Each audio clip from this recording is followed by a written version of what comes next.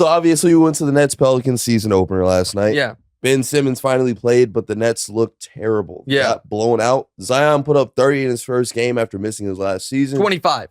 Zion had 25 in his first game, but go ahead. Okay, sorry about that. Was this a bad sign for the Nets, or is it a good sign for the Pelicans? All right, so there's a lot there. Let's just talk with the Pelicans quickly. It's a great sign for the Pelicans. Of course. The Pelicans are going to be good, and if Zion, in his first game in a year, is this level, and he's, you would expect him only to get better, Pelicans could be very good. You got some pieces. And they have a move. I'm just going to keep dropping these little breadcrumbs. I think there is, if they want, they're going to give it a lot of time, and maybe Zion and Brandon Ingram are going to be a great duo. If they end up wanting to shift some things around, Brandon Ingram's a hell of a piece. It's a hell of a piece on a good contract, and it's on a max contract, but it's the rookie max. He's young.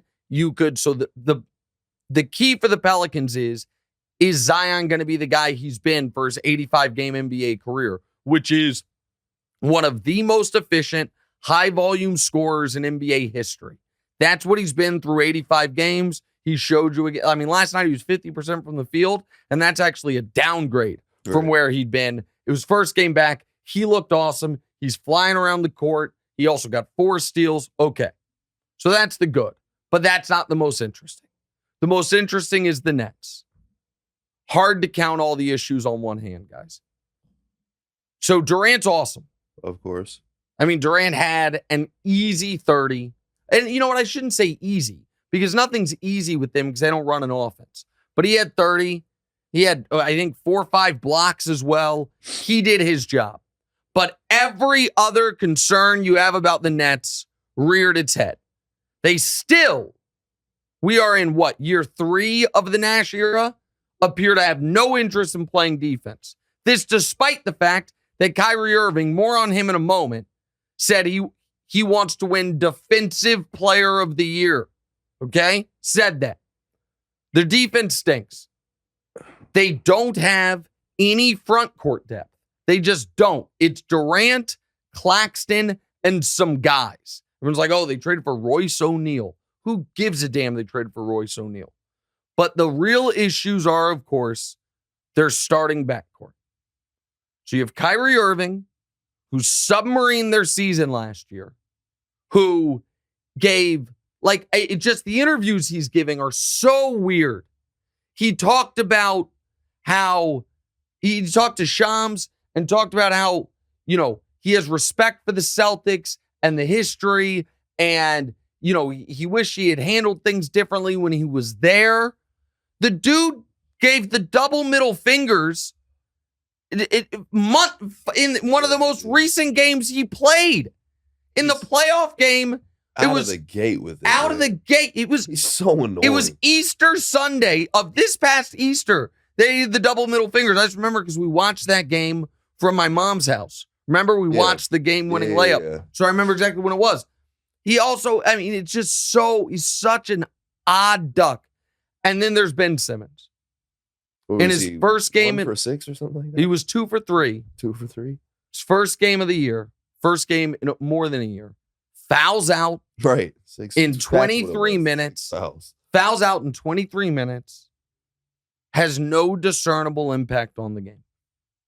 On a max contract with 3 years remaining. He also hasn't played basketball in a very long time. Let's give him a break. I understand that, but he is, folks, my dear friend Stephen A.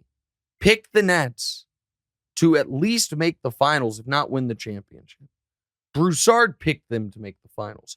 A lot of people think they could be great. It is the same old Nets, but now they have added Ben Simmons, one of the least reliable max players in NBA history, to go alongside Kyrie Irving, one of the other least reliable max players in NBA history. And everybody gives me crap for my Kyrie opinion. They're like, oh, Nick, you wanted him on the Lakers. Of course. We'll talk about the Lakers in a moment. They need shooting, and LeBron has shown you he's the one guy that can keep him in line. Yes. Yeah. But the Kyrie Irving legend so far outstrips the Kyrie Irving production. He's Stephon Marbury, except Marbury at least had super affordable shoes and was a hero in China. Instead of affordable shoes and being a hero in the Asian markets, Kyrie Irving's got conspiracy theories and is a hero to some of the dumbest people on the internet. Kyrie's talking about wanting, but when they sit down with Shams, he wants to win all the hardware, Defensive Player of the Year, MVP. This is where I remind people, Kyrie Irving has been in the NBA for a decade. Every year, 5 people get MVP, or I'm sorry, every year, way more than 5 people get MVP votes, but there are 100 voters. They all submit 5 names. So 10 years times 100 voters, there's 1,000, 5 names.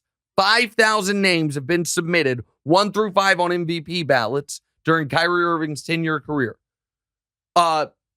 Derrick Rose, when he was on the Knicks, name showed up on a ballot. Little Isaiah Thomas, when he was on the Celtics, his name showed up on a ballot. David Lee, Joakim Noah, Mike Conley, Goran Dragic, all of these guys in Kyrie's career, names have shown up on an MVP ballot. Kyrie Irving's has not. He has never gotten a single solitary 5th place MVP vote.